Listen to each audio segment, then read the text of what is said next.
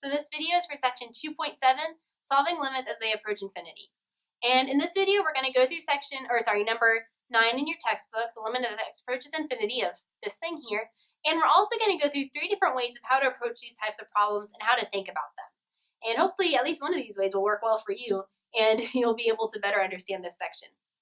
Okay, so we have this problem here. The first way we're going to go through it and solve it is algebraically. So if you're like me, you need a concrete step-by-step, this is how you solve this problem, this is the way for you.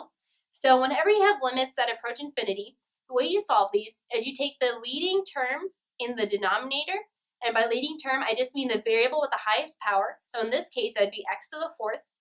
You take that leading term, you're going to divide every other term, both in the denominator and in the numerator, by that leading term. So let's go through what I mean by this. So I have 3x squared plus 20x, I'm going to leave some space, and on the denominator I have 2x to the 4th plus 3x cubed minus 29.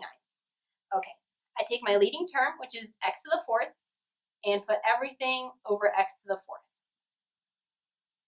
And from here, I'm going to cross out my common terms. So starting with my denominator here, I have numerator, I have 3x squared over x to the 4th. The x's cancel, and I'm left with just 3 over x squared. Plus, over here, 20x over x to the 4th. Again, the x's cancel. I'm left with 20 over x cubed.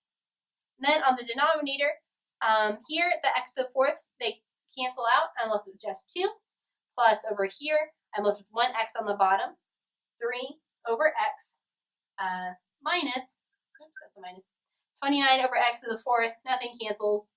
I just have 29 over x to the 4th.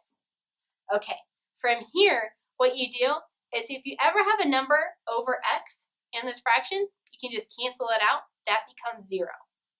Okay, so 3 over x squared, that's 0. 20 over x cubed, that becomes 0. 3 over x is 0. 29 over x to the 4th is 0.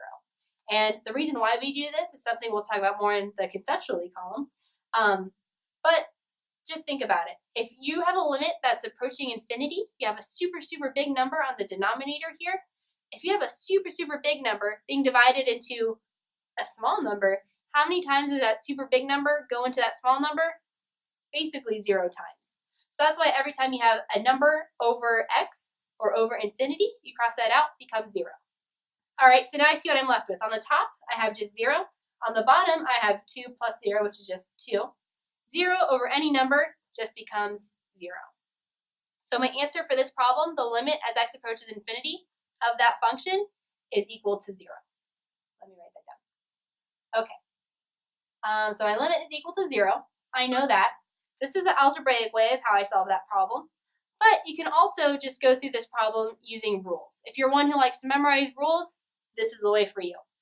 Okay, so using rules, if I have a fraction like this, and I have a smaller degree in the numerator than I do in the denominator, like I did here, my leading term here was x squared, but my leading term in the denominator was x to the 4th, small on top, large on bottom, this limit will always equal 0. Limit as x approaches infinity is always equal to 0 for this type of fraction.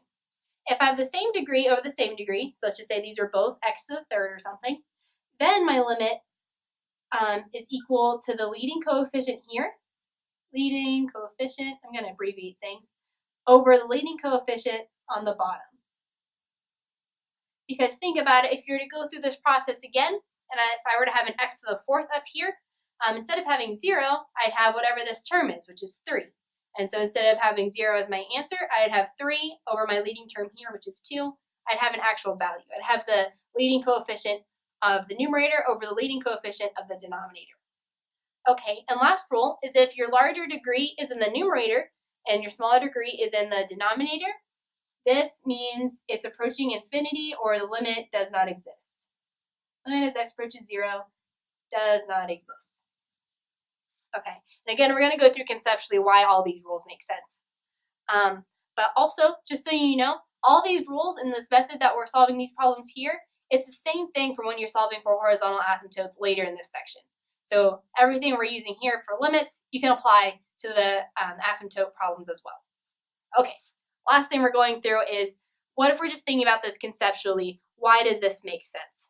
Okay, so we already kind of went through this first part. If we had a smaller degree over a larger degree, remember, we're going to infinity, right? And so let's think about which of these pulls more weight. On the top, if we had like x squared, and on the bottom, we had x to the fifth or something, we're going to the infinity. So infinity to the fifth is way, way, way bigger than infinity squared. Although infinity squared is still pretty big, but infinity to the fifth is so much bigger. So I have this really, really big number going into a relatively smaller number, really big number going into small number, it's basically going to be 0 times, right? Okay, if I had the same degree going into the same degree, well, which one has more power there? Which one carries more weight? They're both the same. Since they're both infinity to the cubed, or to the third, they basically just cancel out, and I'm left with whatever those coefficients are. So in this example, it's 4 over 5. Now in this last part, if my larger degree is at the top, and I have a smaller degree in the denominator, okay, now it's the reverse of this. Now I have a really big number in my numerator divided by a really, really small number. Well, how many times is it going to take that really small number to go into that huge number? Basically, an infinite number of times, which if the limit as x approaches any number is equal to infinity, technically that doesn't exist, but a lot of times teachers want you to write that as the answer, that the limit as x approaches infinity of this value is equal to infinity. Just because it does tell you a lot about the behavior of the graph, even though it's not approaching an actual value. It tells you what the graph looks like, because as x goes to infinity, the y values also go to infinity. Brief side note, but conceptually, that's why that rule makes sense. I have a super huge number in the top divided by a really small number in the bottom. And also, if you have types of problems that don't have fractions, it's also really useful to think about it conceptually like this. Just to think about, well, I have just this expression here. If I were to plug in infinity for my x's, what would happen? So yeah, these are 3 different ways to approach these types of problems. And remember, this works for both solving limits as x approaches infinity and for solving for horizontal asymptotes. I hope at least one of these ways worked for you, and hopefully this section makes a little bit more sense now.